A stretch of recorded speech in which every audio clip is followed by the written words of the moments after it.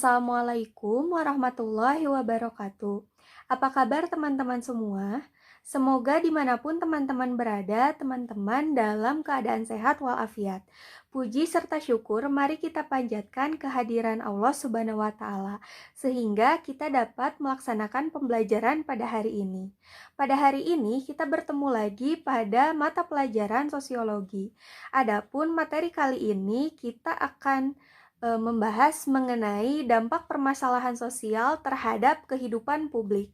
Tentunya setelah teman-teman mendapatkan materi pada pembelajaran hari ini, teman-teman diharapkan dapat mendeteksi apa saja dampak permasalahan sosial yang ada pada kehidupan publik. Dan tentunya setelah pembelajaran kali ini diharapkan teman-teman memiliki keterampilan yaitu dapat menemukan apa saja solusi yang dapat dilakukan untuk mengurangi atau menangani permasalahan sosial yang ada di kehidupan masyarakat. Dan tentunya dengan menanggulangi permasalahan sosial yang ada dapat meminimalkan dampak-dampak yang terjadi atas adanya permasalahan sosial yang terjadi. Mengingat materi pada pertemuan sebelumnya, teman-teman sudah mengenali apa saja contoh-contoh permasalahan sosial yang ada pada kehidupan masyarakat. Misalnya saja kemiskinan, kriminalitas, serta kesenjangan sosial ekonomi.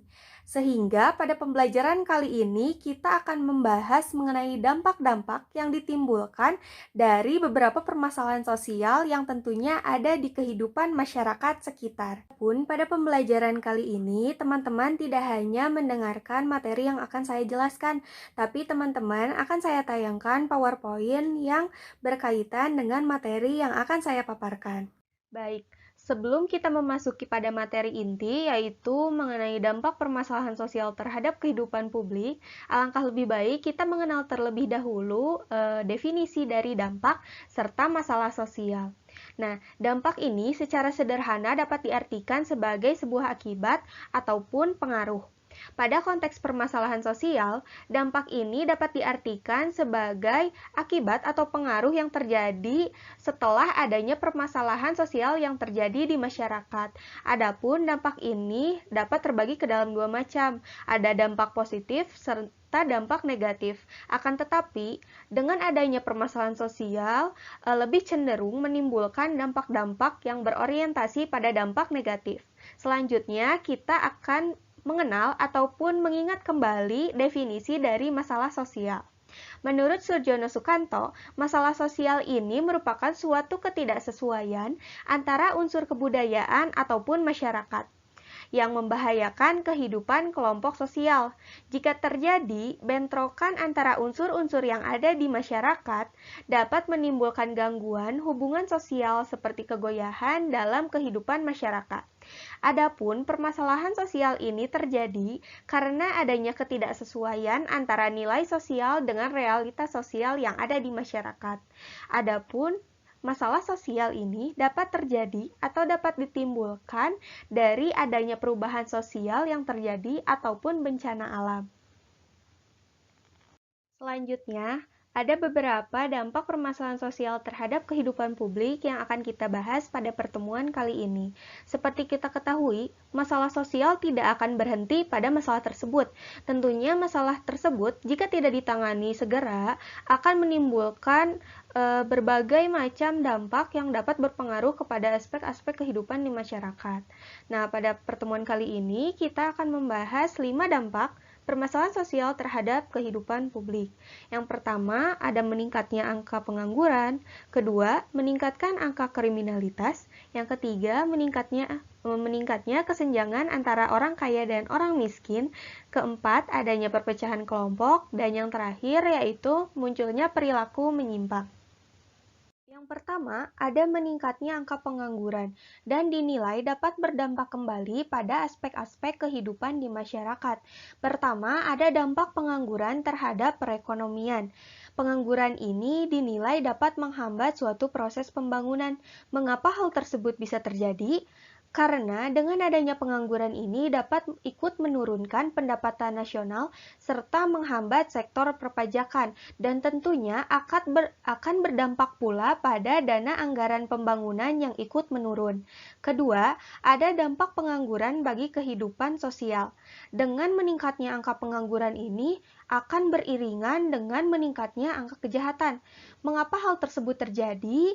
Karena munculnya pandangan pada masyarakat yang mulai menghalalkan segala cara untuk memenuhi kebutuhan hidupnya sehari-hari.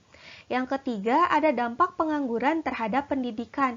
Nah, biasanya dengan meningkatnya angka pengangguran ini dapat meningkatkan angka putus sekolah dan biasanya juga untuk keluarga yang tidak mampu akan menghambat serta menurunkan potensi anak untuk menempuh pendidikan yang tinggi. Selanjutnya, ada meningkatnya angka kriminalitas. Biasanya dilatar belakangi oleh faktor ekonomi, karena biasanya orang-orang yang melakukan tindakan kriminal ini beralasan untuk memenuhi kebutuhan hidupnya sehari-hari. Akan tetapi, tidak menutup kemungkinan bahwa tindakan kriminal ini bisa disebabkan faktor yang lainnya, seperti faktor pribadi atau adanya dendam pada diri pelaku. Berikut merupakan dampak meningkatnya angka kriminalitas terhadap aspek-aspek kehidupan di masyarakat. Pertama, ada dampak terhadap ekonomi.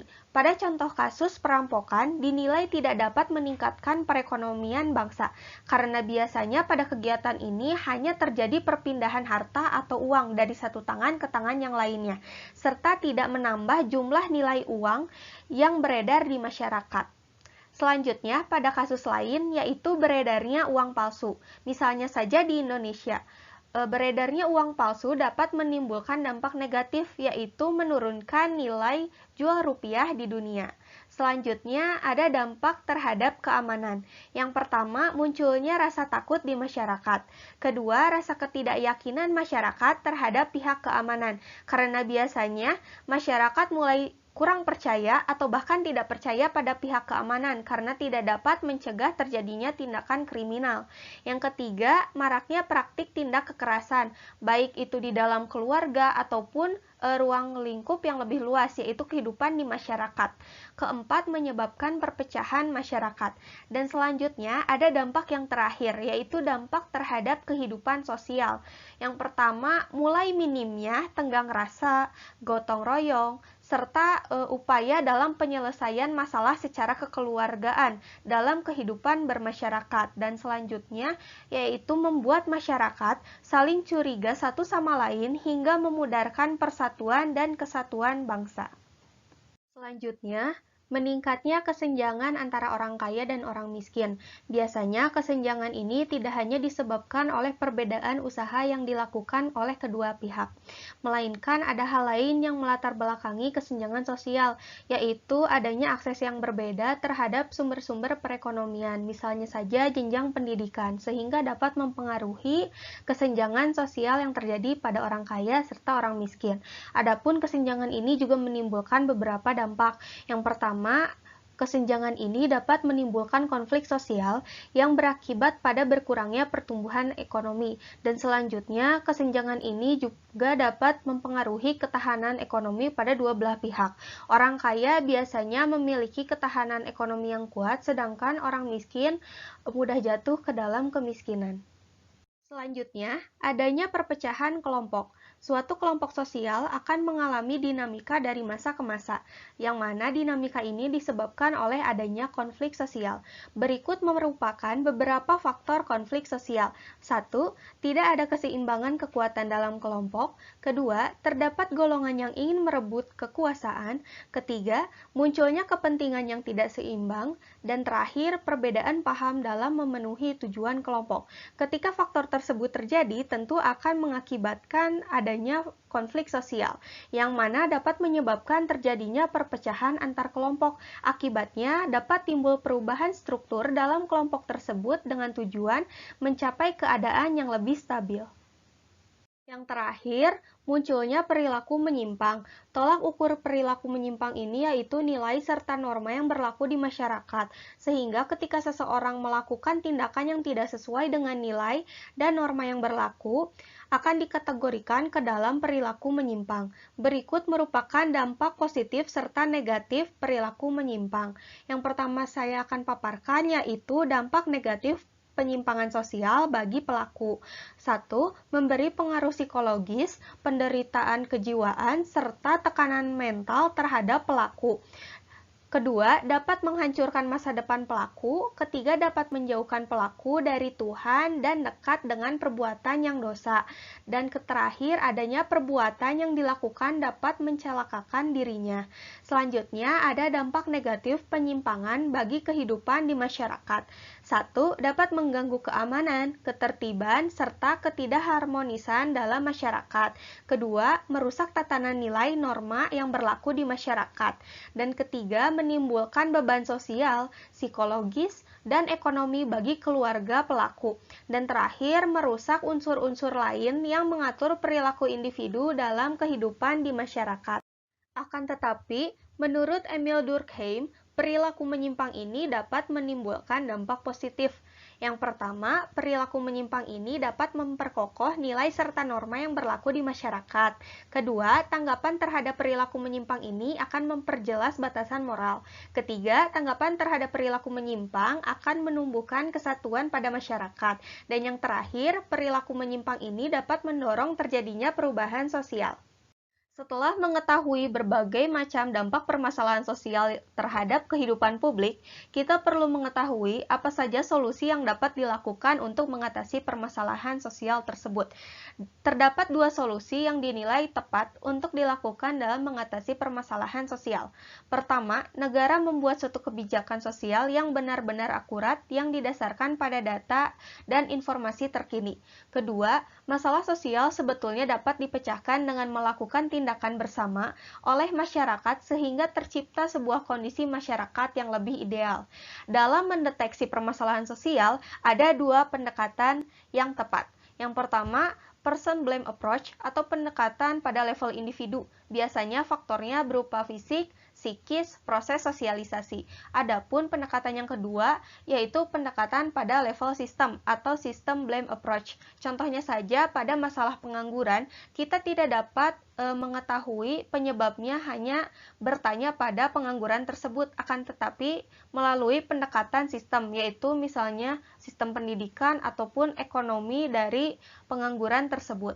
Selanjutnya ada upaya yang dapat dilakukan untuk mengatasi permasalahan sosial, yaitu upaya preventif atau pencegahan ataupun upaya represif. Ketika permasalahan sosial terjadi, segera ditangani. Sekian materi yang dapat saya sampaikan, semoga dapat bermanfaat bagi teman-teman semua. Adapun saya harapkan teman-teman dapat memperdalam kembali materinya dengan berbagai macam sumber yang tersedia. Dengan berakhirnya materi kali ini, berakhir pula pembelajaran pada pertemuan kali ini. Terima kasih atas perhatiannya, mohon maaf apabila terdapat banyak kesalahan. Wassalamualaikum warahmatullahi wabarakatuh.